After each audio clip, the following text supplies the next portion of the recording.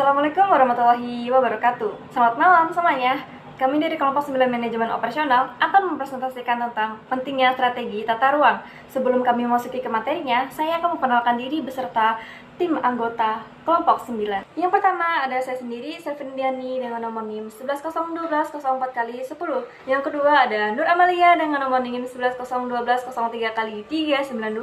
Yang ketiga ada Irmayanti Nurul dengan nomor NIM 11012003x320. Yang keempat ada Siti Nuranisa dengan nomor NIM 1101210616. Baiklah, setelah perkenalan, kami akan langsung masuk ke materi pertama. Materi pertama akan disampaikan oleh saya sendiri, Selvin. Mari kita simak materinya sebagai berikut. Baiklah, di sini saya akan menyampaikan materi tentang pentingnya strategi tata ruang, yaitu suatu keputusan secara jangka panjang. Tata letak memiliki banyak dampak strategi karena menentukan daya saing suatu perusahaan dalam kapasitas proses, fleksibel, biaya, kualitas lingkungan kerja, kontak dengan klien atau pelanggan, dan citra suatu perusahaan. Jadi suatu perusahaan itu membangun suatu ruangan atau membangun suatu gedung itu pasti mempunyai kegunaannya. Contoh di salah satu pabrik spare part ya. Jadi ada gedung A. Jadi di gedung A itu kegunaannya untuk operator produksi yang menghasilkan barang-barang yang diproduksi oleh spare part tersebut, pabrik spare part tersebut. Di gedung B itu untuk karyawan administrasinya. Strategi tata ruangan memiliki 7 jenis. Yang pertama ada tata ruang kantor, yang kedua ada tata ruang toko eceran, yang ketiga ada tata ruang gudang, yang keempat ada tata ruang posisi tetap, yang kelima ada tata ruang berorientasi proses, yang keenam ada tata ruang sel kerja, yang ketujuh ada tata ruang berorientasi produk. Terima kasih kepada rekan saya, Saudari Selvi Rindiani, yang telah menjelaskan tentang slide sebelumnya. Baik, saya Nur Amalia akan melanjutkan slide berikutnya, yaitu jenis-jenis tata ruang.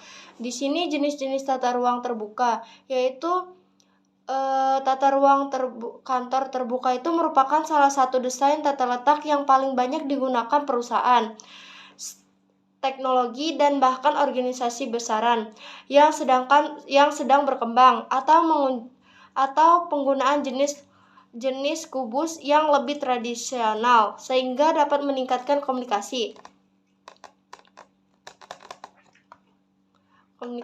Terus yang contoh kedua yaitu ruang kantor lanskap. Ruang kantor lanskap itu merupakan ruang kantor terbuka. Tipe kantor lanskap itu mengacu pada desain interior kantor yang menyenangkan dan unik dalam jenis kantor. Ini melibatkan pemilihan dan penetapan tanaman, cahaya alami, dan beberapa karya seni. Terus kelebihan tata letak kantor lanskap itu menciptakan lingkungan kerja yang menarik atau pengawasan terhadap pekerjaan mudah karena manajernya itu mungkin berada di posisi yang lebih tinggi, biaya konstruksinya lebih rendah, atau menghematkan ruang lantai. Terus yaitu yang ketiga itu bentuk-bentuk ruang kantor bilik. Contohnya itu kantor bilik itu yang paling sering digunakan di gedung kantor formal, termasuk kantor sewa jenis, dan kantor jenis desain tata letak atau tertutup, di mana ruang kerja itu dipisahkan dengan dinding partisi gitu tuh, yang melingkari area kerja sehingga membentukkan persegi atau bilik sejalan. Dan fakta di lapangan operation. Yang kedua itu jenis-jenis tata ruang toko eceran. Jenis-jenis tata ruang toko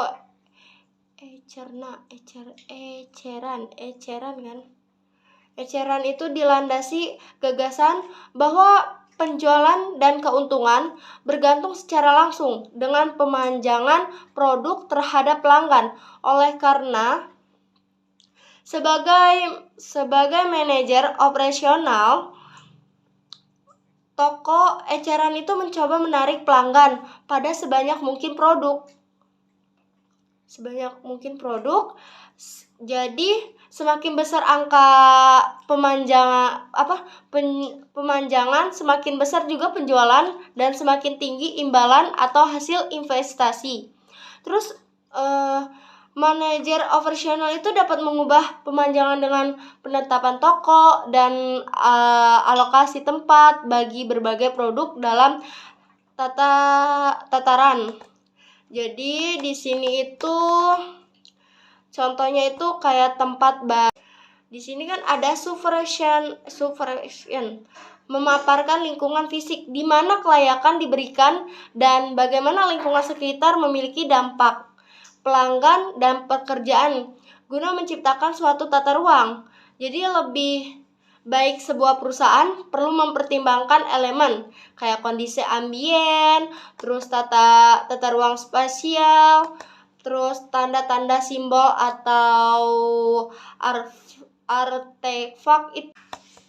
Yang ketiga itu tata ruang bagi gudang dan tempat penyimpanan.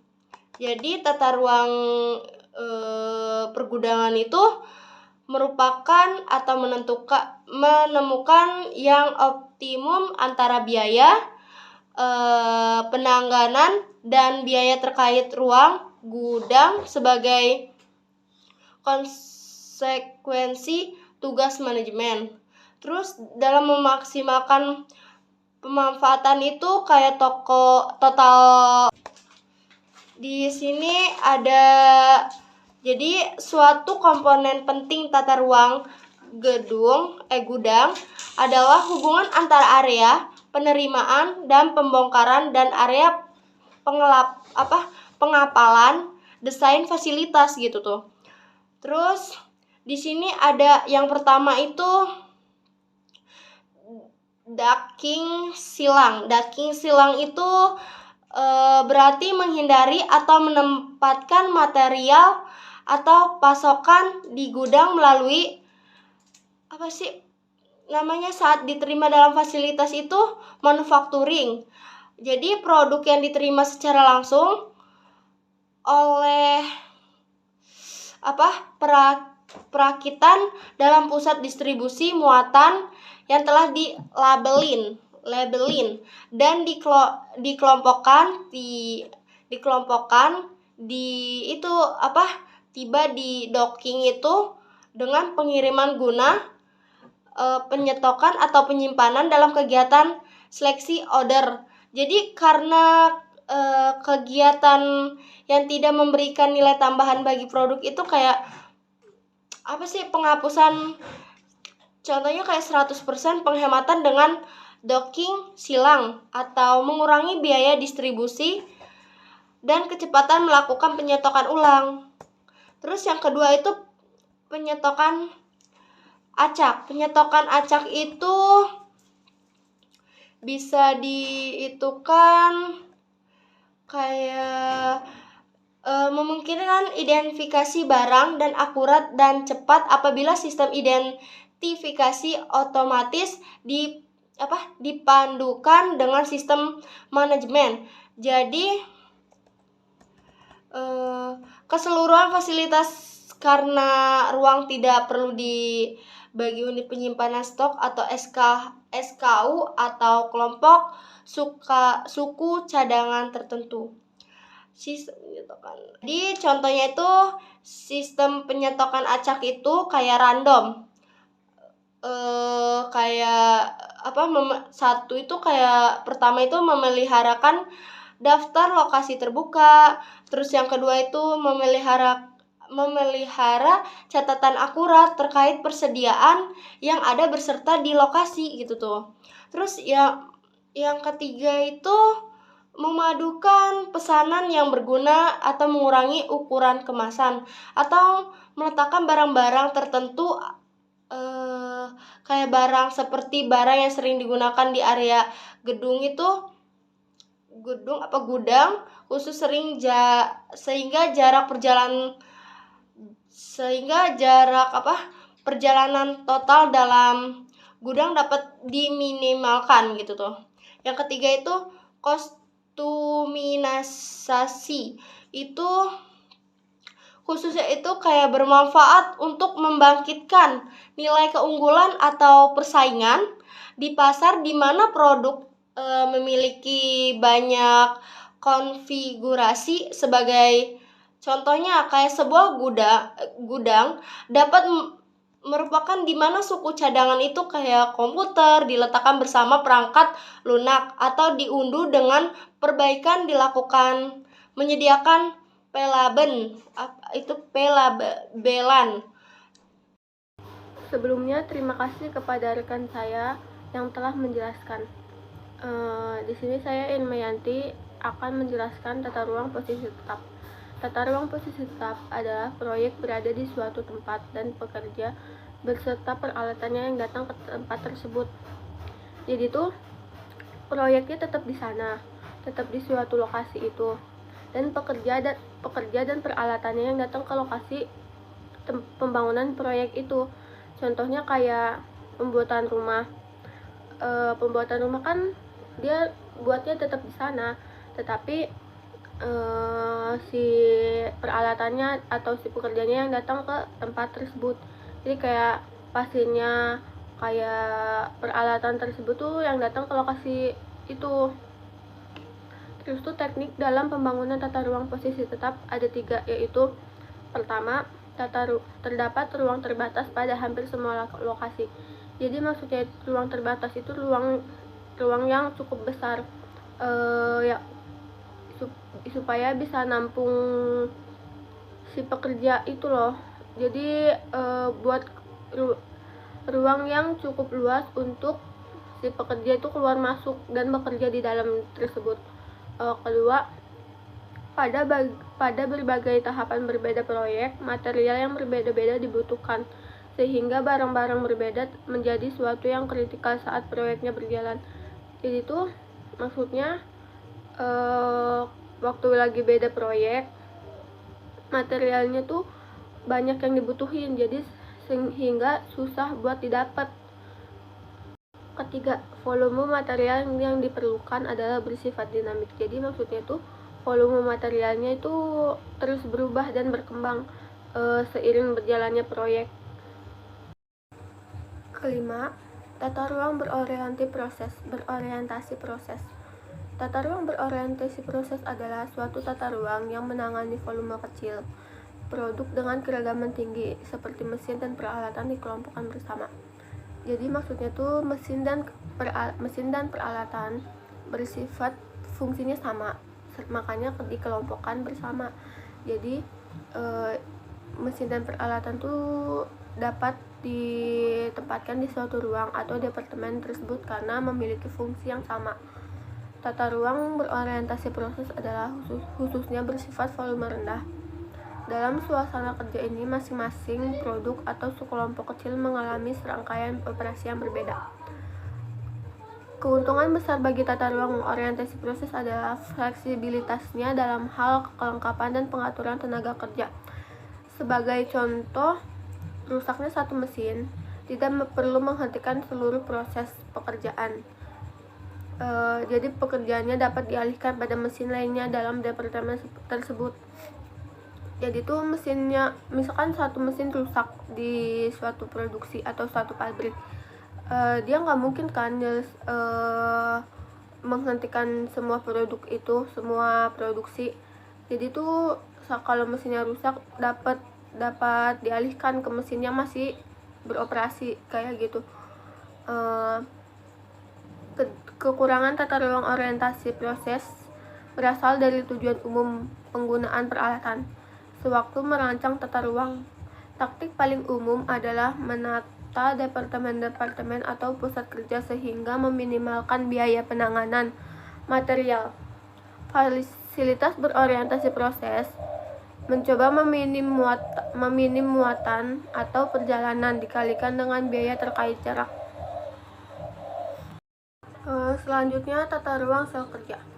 Tata ruang sel kerja adalah mengorganisasikan ulang mesin dan manusia yang tersebar di berbagai departemen menjadi suatu kelompok sehingga semuanya dapat dipusatkan guna menghasilkan suatu produk tunggal atau sekelompok produk terkait.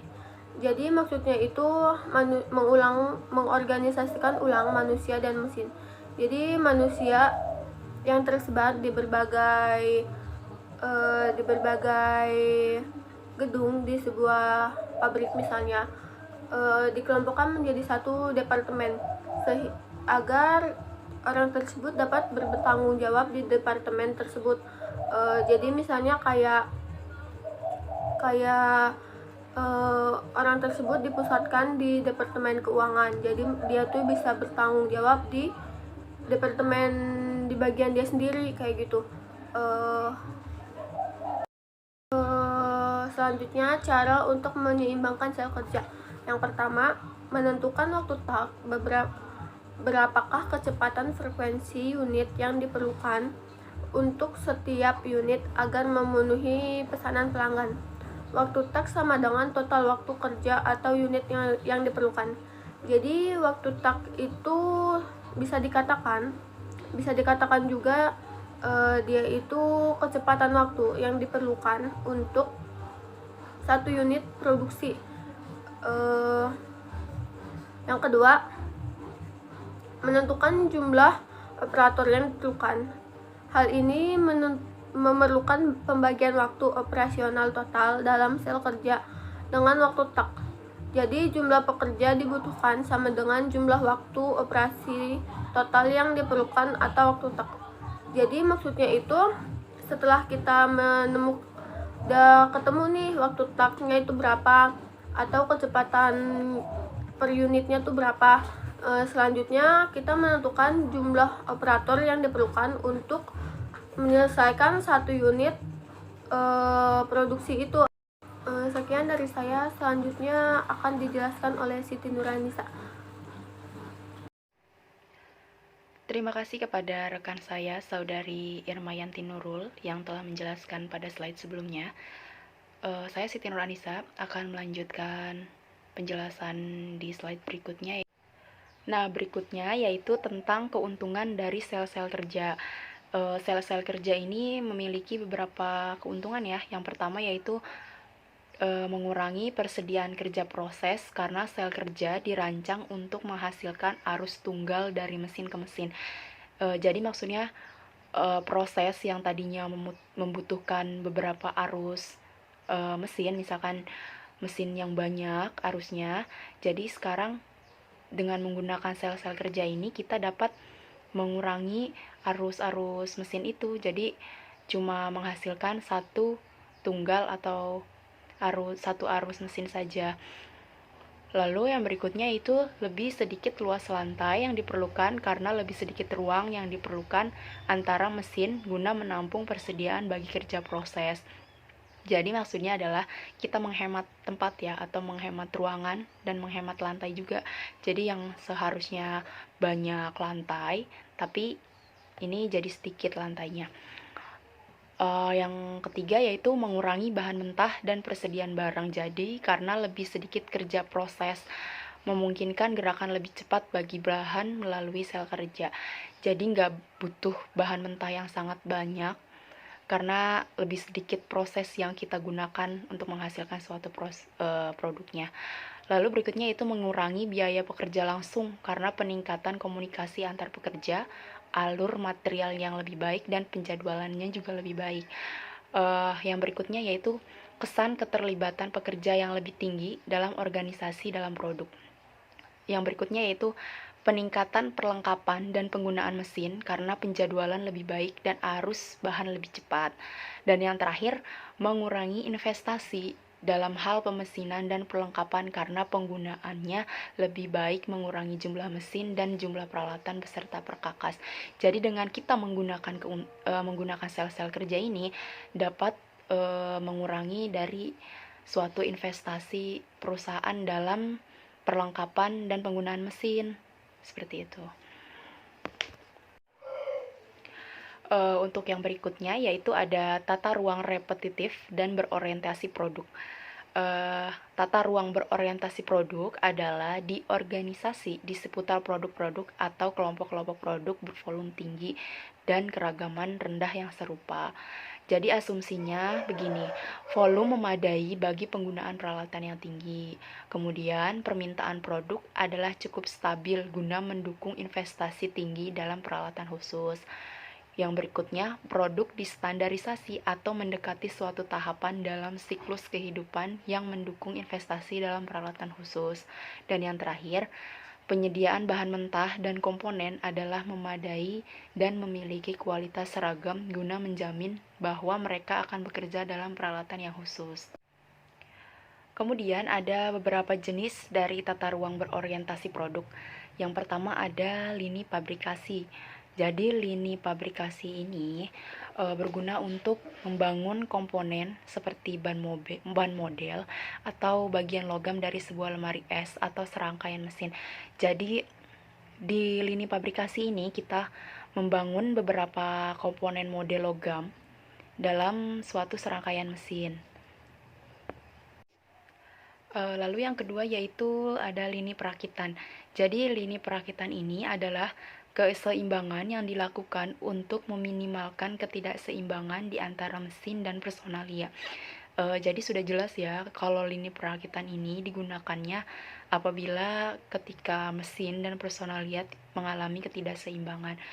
Selain itu juga, oh ya lupa, tadi sebelumnya kan ada lini pabrikasi. Jadi lini pabrikasi dan lini perakitan ini sama aja, yaitu untuk menyatukan suku cadang-cadang yang diproduksi di serangkaian stasiun kerja.